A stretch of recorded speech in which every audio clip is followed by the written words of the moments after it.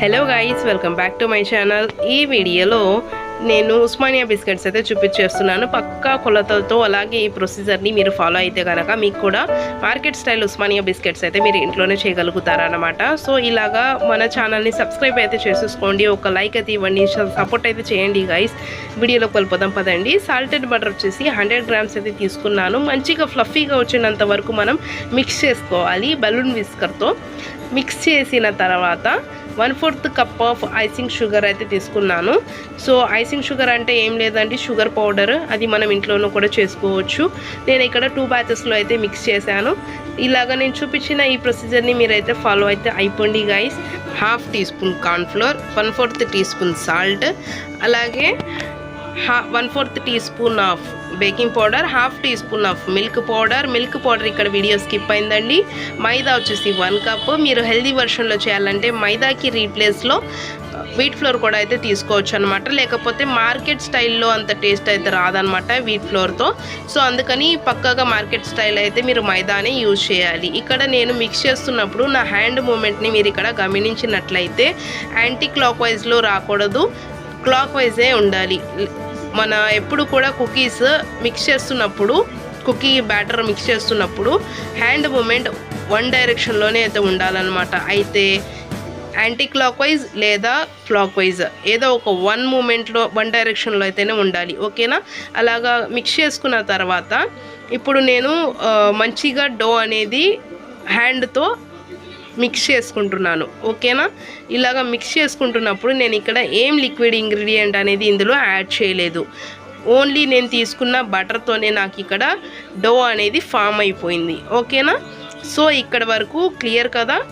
ఇప్పుడు మనం తీసుకున్న ఈ యొక్క ఇంగ్రీడియంట్స్తో, నేను తీసుకున్న ఈ మెజర్మెంట్స్తో నాకు ఎన్ని గ్రామ్స్ ఆఫ్ డో అనేది వచ్చింది, అలాగే ఎన్ని బిస్కెట్స్ అయితే వస్తాయి అనేది ఇక్కడ నేను మీకు వీడియోలో క్లియర్గా ఎక్స్ప్లెయిన్ చేస్తాను. ఇక్కడైతే చూడండి, డో అనేది ఇలా ఫామ్ అవ్వాలి, ఇలా తుంచితే ఇలాగా విరగాలన్నమాట. సో ఇలా అయితే రావాలి. నేను ఇప్పుడు తీసుకున్న ఈ యొక్క డో నాకు 300 గ్రామ్స్ వరకు అయితే వచ్చింది. నేను ఇక్కడ వీడియోలో మీకు చూపిస్తున్నాను, చూడండి. 300 గ్రామ్స్ అయితే వచ్చిందన్నమాట. అలాగే 16 బిస్కెట్స్ అయితే వస్తాయి. నేను ఇక్కడ సెట్ అవ్వడానికి ఫ్రిడ్జ్లో పెడుతున్నాను. క్లింగ్ వ్రాప్ కానీ లేకపోతే పైపింగ్ బ్యాగ్ కానీ మంచిగా వ్రాప్ చేసి 20 to 25 మినిట్స్ వరకు ఫ్రిడ్జ్లో పెట్టాలి. ఫ్రిడ్జ్లో పెట్టేసిన తర్వాత డీప్ ఫ్రిడ్జర్లో కాదండి, ఫ్రిడ్జ్లో పెట్టాలి 25 మినిట్స్. తర్వాత తీసి మనం పీసెస్ కింద కట్ చేసేసుకొని బేక్ అయితే చేసేసుకోవాలన్నమాట. సో బేక్ చేస్తున్నప్పుడు స్టవ్లోనే బేక్ చేశాను నేను. ఇక్కడ చూడండి, ఆఫ్టర్ సెట్ అయిపోయిన తర్వాత వీడియో అన్నమాట ఇది. సో ఒకసారి మంచిగా మనం చూసుకొని సైడ్స్ అనేవి ఎడ్జెస్ మంచిగా కరెక్ట్గా ఉన్నాయా లేదా అనేది చూసుకొని, మనకి బిస్కెట్స్ రౌండ్ షేప్లోనే రావాలి. ఎందుకనంటే ఉస్మానియా బిస్కెట్ రౌండ్ షేప్లోనే ఉంటుంది కాబట్టి.